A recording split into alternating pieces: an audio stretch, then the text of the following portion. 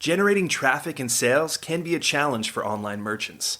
But selling on the Walmart Marketplace puts your products in front of millions of customers who shop on Walmart.com. And right now, sellers who join Walmart Marketplace can save up to 50% on referral and fulfillment fees for the first 90 days. So get started today. Head over to marketplace.walmart.com/savings. That's marketplace.walmart.com/savings. Welcome to E-Commerce Conversations, a podcast by Practical E-Commerce. What's going on, Internet? Eric Van Holtz back again with another amazing e-commerce conversations. Got Judson Morgan on the other end of the Internet. Welcome, Judson. Wow, so high-pitched. I feel welcomed. I love your intros. They're so full of energy and excitement, and it's just, I'm happy to be here. Well, how could I not be excited talking to you, man? Yeah, I guess that's true. That's true. Well said. So Judson and I met at SellerCon not too long ago, and he's quite the, what do you call it? Renaissance man? You got your hands in a lot of different things. Thank you. I appreciate it. I'll take that. So you're an e-commerce guy. You've got two brands. Yep. I'm going to pronounce the word wrong. Benevolence. Yeah, Benevolence LA. So benevolence, that means, the meaning behind that or not? Yeah, good. It's like good stuff. Yeah, good stuff. Doing good in the world. Yeah. And then Craft and Kin. Yeah. Craft and Kin. That one's, handcrafted goods for your kin, for your family. Yeah. And then the third thing is not related. Well, I mean, it's related to e-commerce, but it's not an e-commerce store. It's Butter. Butter.la, right? Yep. Butter.la. So that's my agency. We started out doing, narrative films. We're here in the Los Angeles area. Started out doing all kinds of stuff like that, and then moved into the B2B space, creating content, starting with video, but then also photo and infographics and all that kind of stuff, and GIFs and whatever else you can imagine, any kind of visual stuff for your e-commerce brand. Moved into that because, e-commerce is a great business. It's scaling. We were doing tons of hotels, by the way, and the hotel industry shut down completely for a year. So Not a great business to be in. We had one client, a $1 billion hotel chain called Shangri-La. They told us recently that they were losing $1 million a day. Holy moly. Yeah. It's a lot of money. Yeah. I mean, because they have hundreds of hotels around the world and they were all shut down. Right. Like it makes sense. What are you going to do? Fire? You can't fire everybody at once. Somebody's got to keep the grounds up. You got your lease payments, Yeah. So e-commerce is a good place to be. I'll put it that way. So let's first talk about e-commerce, and then I want to circle back to the content creation, the agency side of things. You've got these two brands. They're primarily on Amazon, right? Yes. 100% or? No, Benevolence you can buy on our Shopify store, and we actually get, we get sales every day. It's not a huge percentage. It's probably 3 to 4% of our income, but that's because we're giving it zero attention essentially. And it's something that maybe you can convince me today that I should focus on more. No, I say that facetiously, but it is something that we're considering focusing on because there is traffic. We do make sales. They're higher margin than our Amazon sales. And, there's people like you out there who's having tons of success on your own website. And I know like another friend of mine has a company called Kindred Bravely.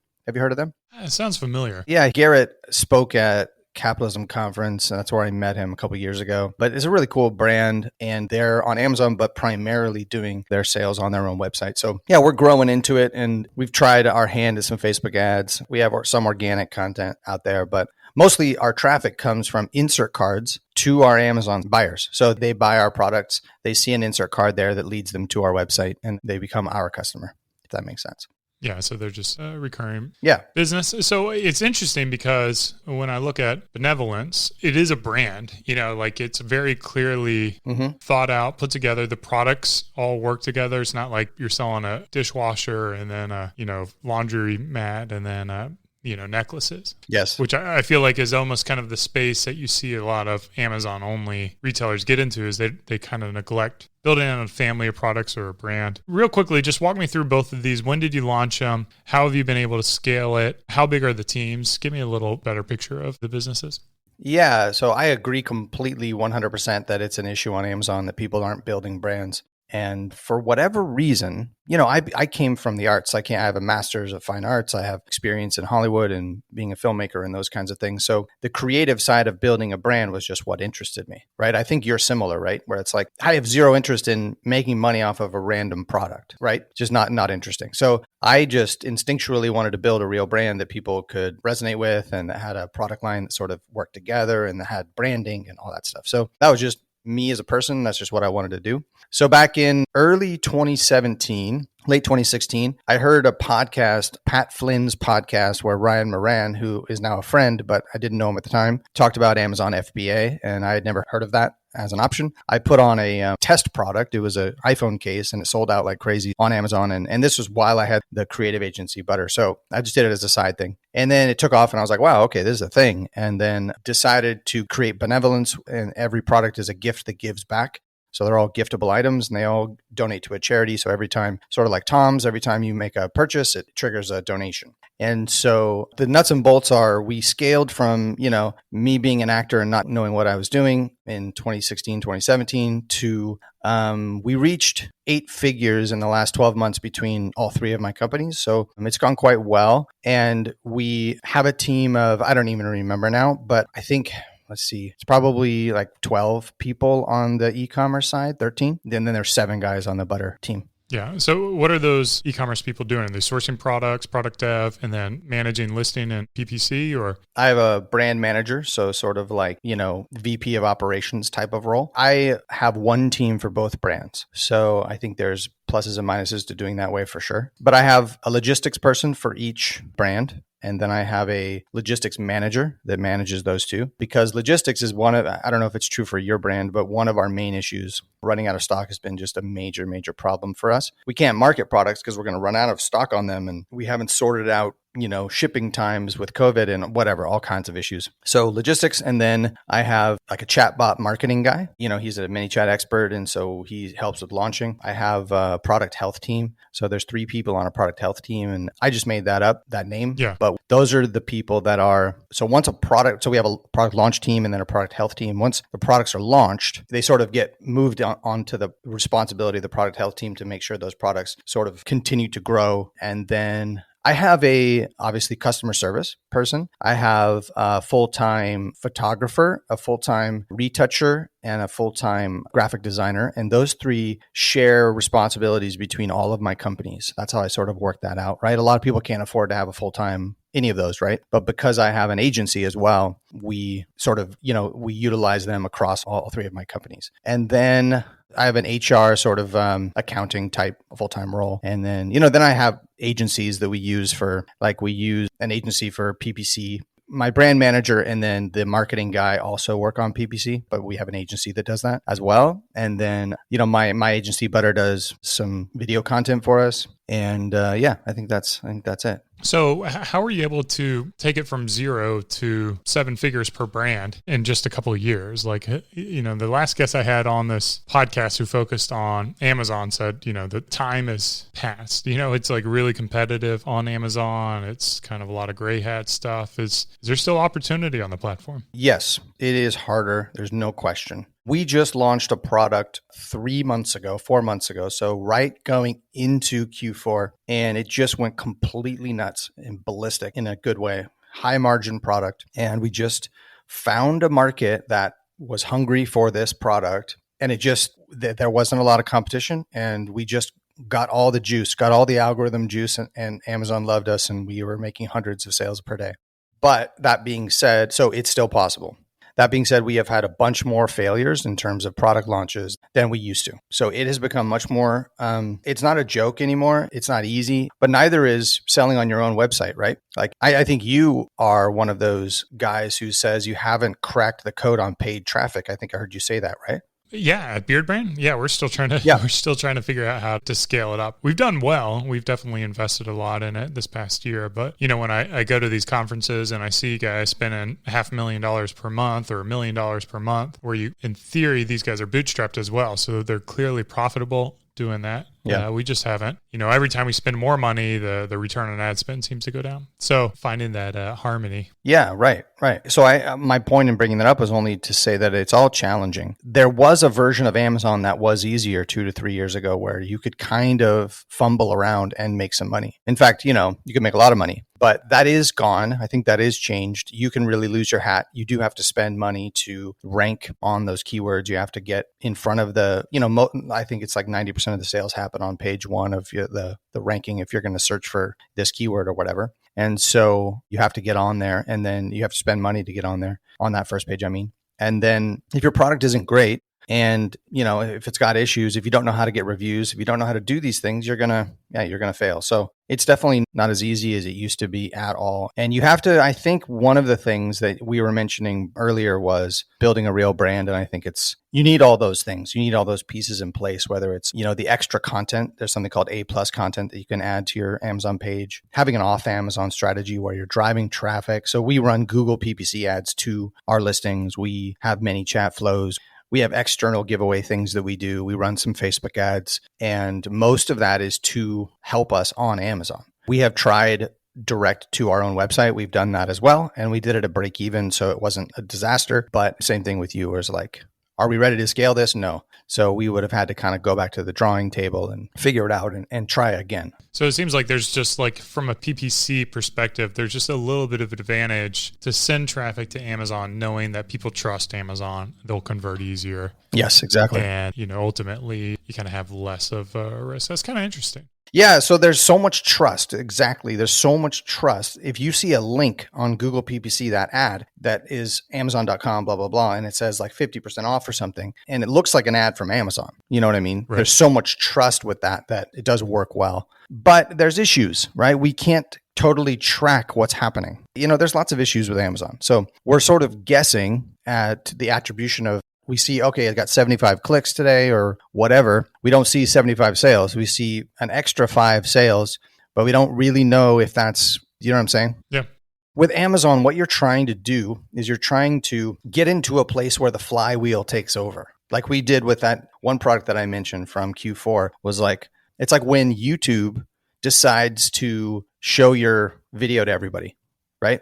Yeah, you're not doing any more work. You're just seeing the results of your earlier efforts. Exactly. So you're trying to make that happen with Amazon's algorithm. And then if your product's not great, it's not going to work out long-term anyway. You're going to kind of spend a lot of money, get there. Then the reviews are going to come in and it's 3 stars and you're screwed. Yeah. How much you got to invest to see a successful product on Amazon? Like you're coming in, you have this great product idea. You want to sell on Amazon. How much, like this ramp up of doing PPC and generating reviews and, inserts and things like that, how much is that to get it to where the flywheel's rolling on its own? Yeah, good question. I think it does depend on the cost of goods. So if you have a $10 product, something's going to cost you $10 or whatever. So if it's going to, maybe it's going to retail for 40 or 50, that's going to be much more expensive in terms of a launch. I mean, the upside is there. The upside is higher. So if you're going to do a product like that, it's going to be $10,000, $15,000. If you can get a product that's more like $1 to $2 in cost of goods, or $2 to $3, then I think you can launch for $5,000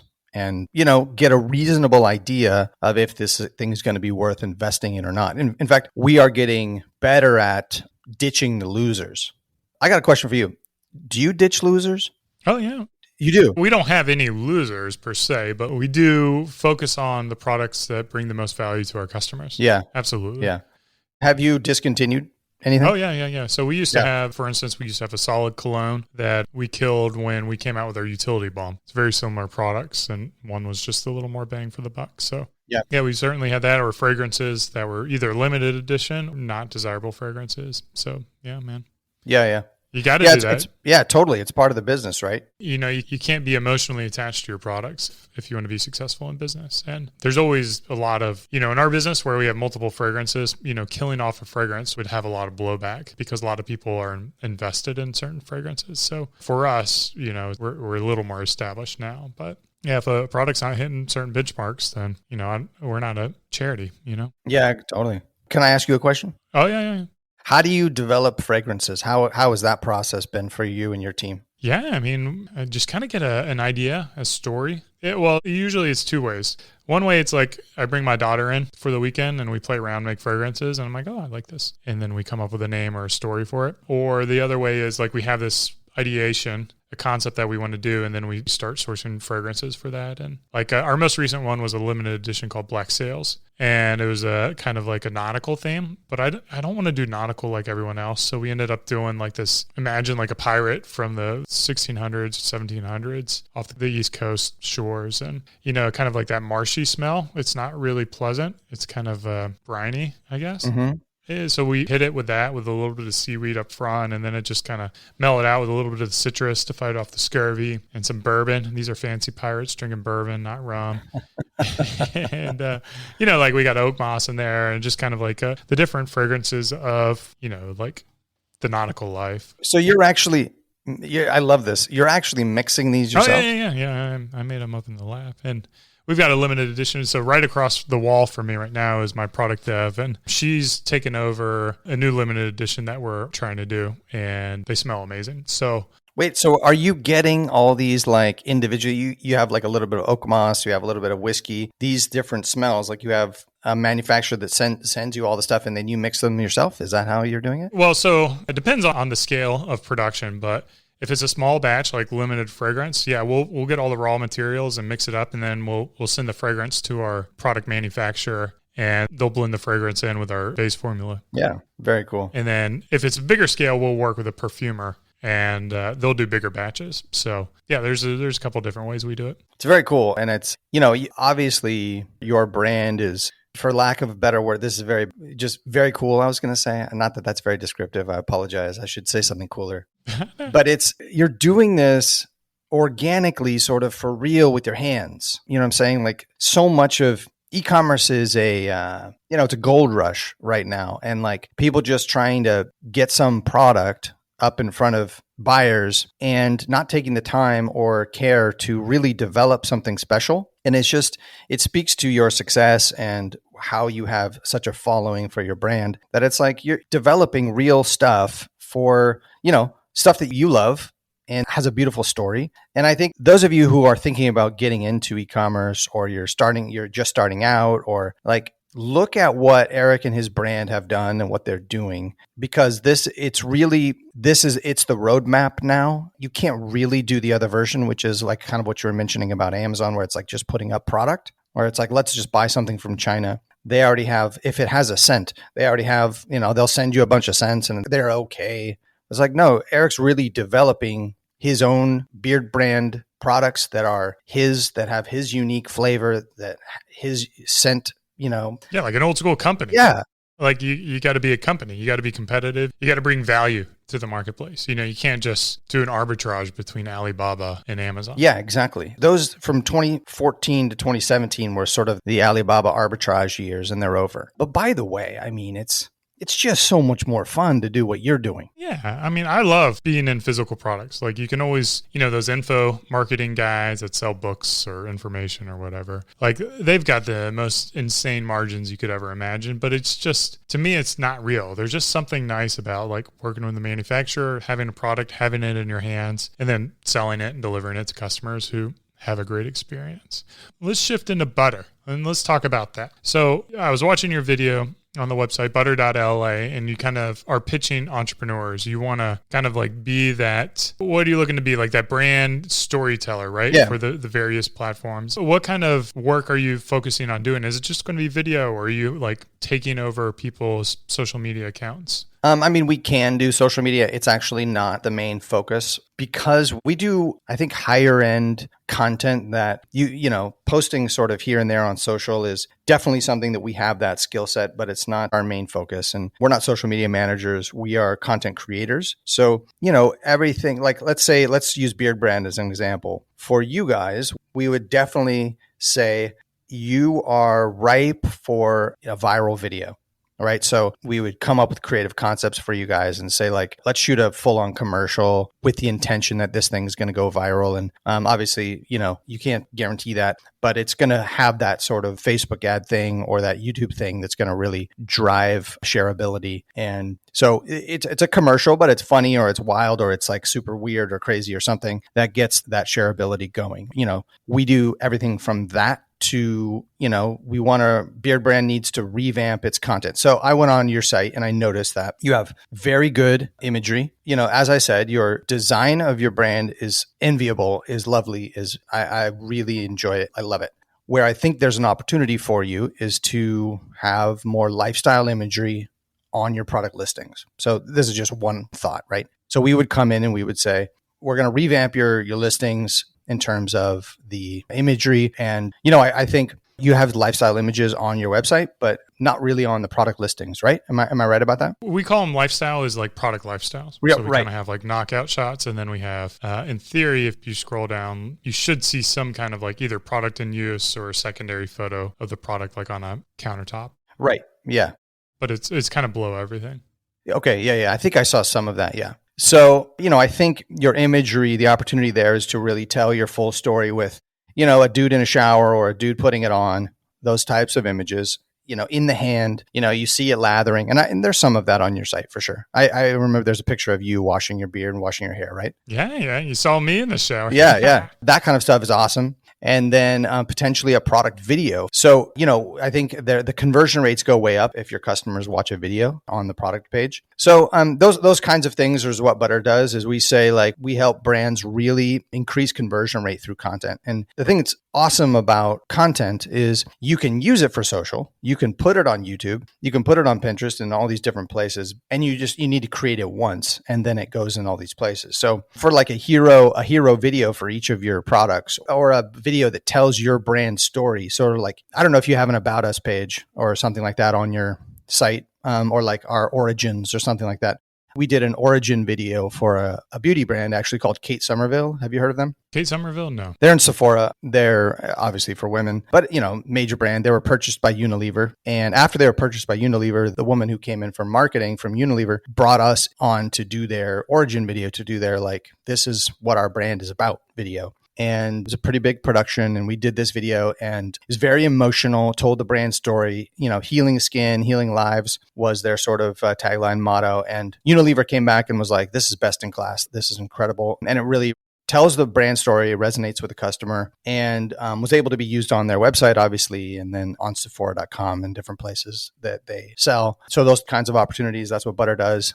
And it's pretty much our thing. Yeah, and I kind of want to echo this. Like when you see every single day you're in business, it's getting harder. Amazon's a perfect example of this. Like you're getting more aggressive competitors, you're getting more people, into the game. So what you have to do to elevate is it's no longer just the product. You got to have an amazing product, and a great product's going to sell itself. But before you can sell a product, someone needs to buy into that. And that buy-in is the marketing. And the marketing consists of, the photography assets you have, the copyright that you have, the videos you have. And those are opportunities for a lot of companies, I believe, to elevate and to differentiate. I would imagine like it would be pretty challenging for a company with, like 3,000 SKUs, right? Like how can you produce so much content for all the different SKUs? Yeah. So it would kind of be focused on those brands that are a little more focused, I guess, for lack of better terms. But is that kind of what you're seeing in terms of the brands that you work with? Or a little more established, they don't have the talent in-house and they're ready to elevate? Or is it kind of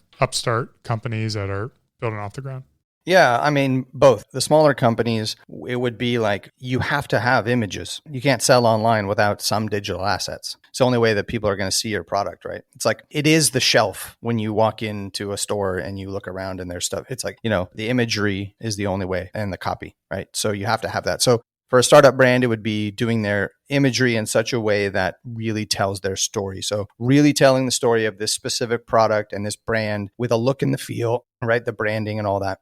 And, those projects can be smaller and start in a way that makes sense for a company that's bootstrapping or whatever. They don't have to be super expensive. And then, larger brands or brands that are really established, it's really taking their content to the next level and saying, where are the opportunities that we're missing here? And, if video isn't something they've ventured into, which, very, very few brands are doing it well. Let's be honest. Very few brands have imagery as good as yours at Beer Brand, right? It's a challenge. The reason Butter exists in the sense of like as an e-commerce agency is because this part is challenging. It's really hard to have really good content, and the amount of content that a brand needs, it's sort of unlimited, right? It's like, I don't know if you follow Gary Vee at all, but he talks about like making 86 pieces of content per day or something insane, right? Yeah. To go on all the different places that you need. It's sort of unlimited. Butter exists to solve that problem for brands that want to partner with us as an agency. So yeah, the ones that we're really doing major things for are more established. You can't sell your products on your website. The photography is one of the first things you have to do.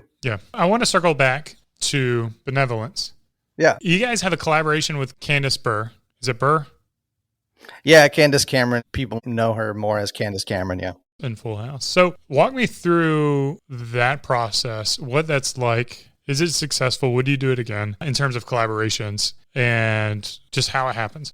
Yeah. Well, the benefit of living in Hollywood and living in LA and all that, and being in the industry for a long time, and my wife's an actress and she's a star of a TV show, and is that I know a lot of celebrities, and Candace just aligned with our brand. And I reached out. I knew her. Actually, I directed her in a movie. And so I knew her personally, and I just reached out and said, hey, you want to do this? And we'll split net profit. We'll split the net of whatever your product line does for the year. And so it was super successful in the products that she designed with us.